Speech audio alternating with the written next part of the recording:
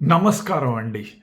ఈనాటి ప్రసంగం, ఈనాటి ఎపిసోడ్‌కి మీ అందరికీ స్వాగతం, సుస్వాగతం. కిందటిసారి మనం క్రికెట్ గురించి మాట్లాడుకున్నాం. ఈసారి కూడా స్పోర్ట్సే మాట్లాడుకుందాం. కానీ ఈసారి కొంచెం వేరే స్పోర్ట్స్ గురించి మాట్లాడుకుందాం. ఇదేంటంటే బ్యాడ్మింటన్. ఈ మధ్యే మీరు విని ఉంటారు.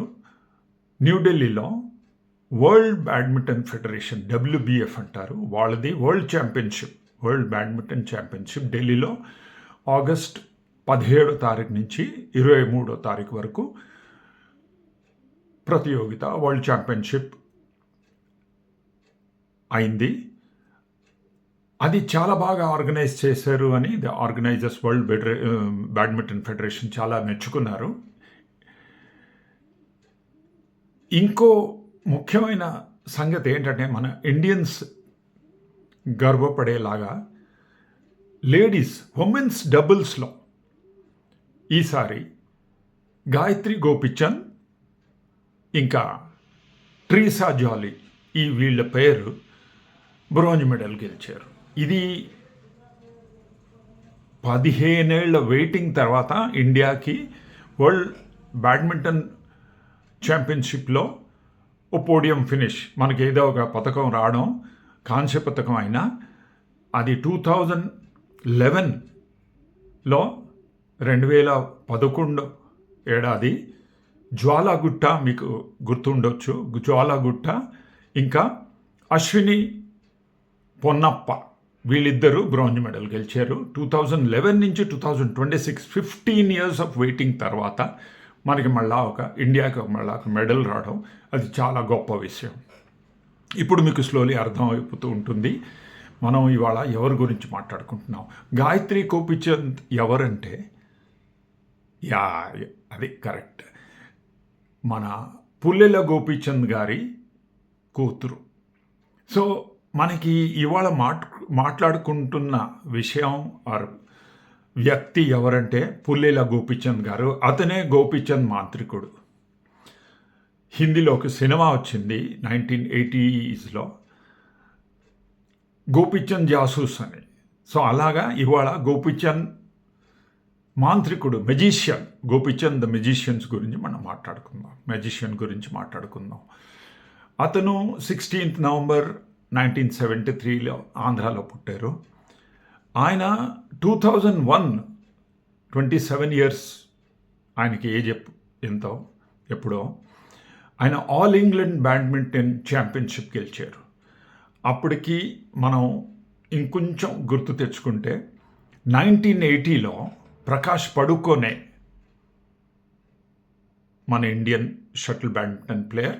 అతను 1980లో గెలిచిన తర్వాత ఇండియన్ బ్యాడ్మింటన్ పడుకునే ఉంది. అంటే నేను మిగతా ప్లేయర్స్ని పరచడం నాకు ఏమి ఇష్టం లేదు కూడా. అందరూ ప్రయత్నం చేస్తారండి. కానీ గోపిచంద్ గారి ప్రయత్నం మనం ఇవాళ డిస్కస్ చేస్తున్నాం అంతే. ఇప్పుడు గోపిచంద్ 2001లో ఆల్ ఇంగ్లాండ్ బ్యాడ్మింటన్ ఛాంపియన్షిప్ గెలిచిన తర్వాత ఆయనకి ఏజ్ ఎంత 27. అంటే ఆయనకి అప్పుడే ఇంజరీస్ ఉన్నాయి, ఇంకా ఎక్కువ ఏళ్ళు ఆయన ఆడొచ్చు అని అనుకోవడం అబద్ధం. అది జరిగేది కాదు కూడా. అందుకు అతను ఒక బ్రహ్మాండమైన ఐడియా తీసుకొచ్చారు కూడా. ఒక బ్యాడ్మింటన్ అకాడమీ వరల్డ్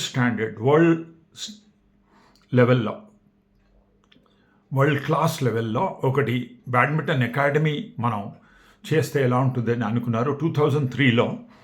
అది 2008 వరకు ఆయన ఎస్టాబ్లిష్ చేయలేకపోయారు. కానీ ఆయన పడిన కష్టాల గురించి ఇప్పుడే మాట్లాడుకుందాం కాసేపు తర్వాత. ముందు చూద్దాం ఈ పుల్లెల గోపిచంద్ బ్యాడ్మింటన్ అకాడమీ నుంచి ఎంతమంది గొప్ప బ్యాడ్మింటన్ ప్లేయర్స్ వచ్చారు, ఈ అకాడమీ ఎంతమంది బ్యాడ్మింటన్ ప్లేయర్స్ వరల్డ్ స్టాండర్డ్లో, వరల్డ్ ర్యాంకింగ్లో ఎంతమందిని ప్రొడ్యూస్ చేసింది. అది ఆలోచిస్తే మనం ఈ గోపిచంద్ మాంత్రికుడు గురించి కొంచెం ఐడియా వస్తుంది. మనం విన్నాం, అందరి పేర్లు చాలాసార్లు విన్నాం. Saina Nehwal Olympic bronze medallist, PV Sindhu Olympic double medallist, ఒకసారి సిల్వర్ ఒకసారి బ్రోంజ్ వచ్చింది. సో 3 ఒలింపిక్ మెడల్స్ ఈ అకాడమీ నుంచి వచ్చింది. మళ్ళా హెచ్ఎస్ ప్రణయ్ మళ్ళా world class badminton player, Kidambi Srikanth ఆయన కూడా ఇక్కడే ట్రైనింగ్ పొందారు. అలాగా బి సాయి ప్రణీత్ ఆయన కూడా ఇక్కడే ట్రైనింగ్ పొందారు. అందరికన్నా ఇంకొక అతను ఉన్నారు, నా ఫేవరెట్ అతనంటే అతను ఎలోన్ కాదు, అతన్ని సాయిచి అంటారు.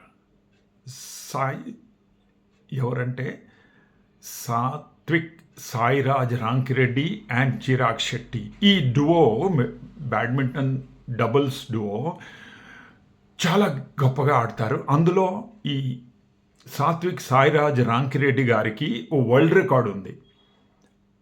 అతను ఎంత స్పీడ్లో ఒక స్మాష్ చేశారంటే అది వరల్డ్ బ్యాడ్మింటన్లో world record. 565 kilometres per hour స్పీడ్లో ఆయన ఒక స్మాష్ చేశారు. అది వరల్డ్ రికార్డ్ ఇప్పటి వరకు. అతను కూడా పులేల గోపిచంద్ అకాడమీ ప్రోడక్టే. సో వీళ్ళందరూ ఆ గోపిచంద్ అకాడమీ నుంచి బయటకు వచ్చారు, ట్రైనింగ్ పొందుతున్నారు కూడా. సో ఇప్పుడు మీకు అర్థమవుతూ ఉండొచ్చు గోపిచంద్ని మాంత్రికుడు నేను ఎందుకు అనుకుంటాను. ఇంకోటి, ఆయన కష్టపడి ఈ అకాడమీ ఎంత కష్టపడి చేశారో అది చూద్దాం. 2001లో ఆయన ఆల్ ఇంగ్లాండ్ బ్యాడ్మింటన్ ఛాంపియన్షిప్ గెలిచిన తర్వాత ఈ ఐడియా అతనికి వచ్చింది, కానీ డబ్బులు దొరకలేదు ఆయనకి, స్పాన్సర్షిప్ దొరకలేదు. ఆయన యోనెక్స్కి వెళ్ళారు. యోనెక్స్ మనకి తెలుసు, అది world standard, world sports product company, sports company, sporting gear company ఏమైనా అనొచ్చు. టెన్నిస్ స్టార్స్ చాలామంది యోనెక్స్ లోగో వాళ్ళ బ్యాడ్జ్ మీద పెట్టుకుంటారు, వాళ్ళ షర్ట్ మీద, వాళ్ళ గేర్లో పెట్టుకుంటారు, వాళ్ళు స్పాన్సర్ చేస్తారు. వాళ్ళ దగ్గర కూడా వెళ్ళారు. తర్వాత స్పాన్సర్షిప్ కోసం చాలా కష్టపడ్డారు, ఇటువంటి తిరిగారు. అప్పుడు ఆయనకి చాలా హెల్ప్ చేసిన అతను ఎవరంటే నిమ్మగడ్డ ప్రసాద్ గారు, ఇండస్ట్రియలిస్ట్ ఫ్రమ్ ఆంధ్రప్రదేశ్. ఆయన గోపీచంద్ గారు, పుల్లెల గోపీచంద్ గారు వాళ్ళ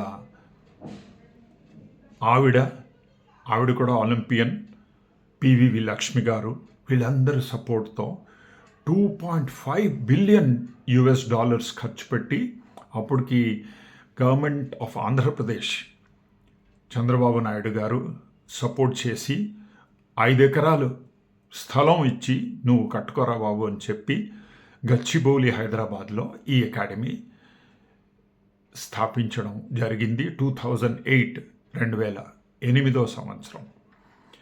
అప్పటి నుంచి ఇప్పటి వరకు మనం లిస్ట్ చదివాం, ఇంకా చాలా లిస్ట్ ఇంకా పెరుగుతూ ఉంటుంది. మనకి ఒక్కసారి ఛాంపియన్ అవడం ఎంత అద్భుతం. అలాంటి ఛాంపియన్స్, మీలాంటి ఛాంపియన్స్ని మీరు ప్రొడ్యూస్ చేయగలిస్తే ఇంకేం కావాలి. మీరు గురువు అయి అలాంటి శిష్యుల్ని మీరు ప్రొడ్యూస్ చేస్తున్నారంటే దానికంటే ఇంకా మెజిషియనే ఉంటుంటుంది. అందుకే నా వినతి ఏంటంటే, మీ అందరికీ కోరిక ఏంటంటే, మనవి ఏంటంటే, మీ దగ్గర మీరు పెద్ద ఇండస్ట్రియలిస్ట్ అయి ఉంటే ఇలాంటి స్పోర్ట్స్ కొంచెం స్పాన్సర్ చేయండి సార్. మనకి టెన్నిస్లో అమృతరాజ్ బ్రదర్స్, తర్వాత రమేష్ కృష్ణన్, తర్వాత మొన్న అటు వరకు లియాండర్ పేస్, మహేష్ భూపతి, ఇంకా సానియా మీర్జా, తర్వాత ఇంకెవరు పేర్లే వినిపించడం లేదు. టెన్నిస్లో చాలా మీరు చూస్తుంటారు. టెన్నిస్లో లేడీస్ సర్కిట్లో అసలు కంప్లీట్గా కొత్త ఛాంపియన్స్, రోజుకో కొత్త ఛాంపియన్ వస్తున్నారు, ఎందుకంటే అంత స్కోప్ ఉంది.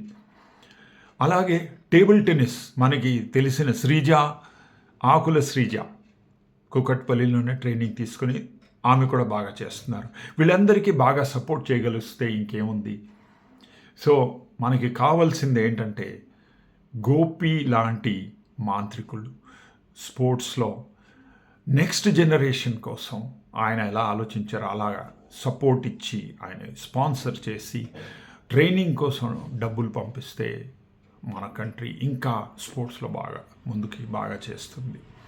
ఇదండి ఇవాళ ప్రసంగం.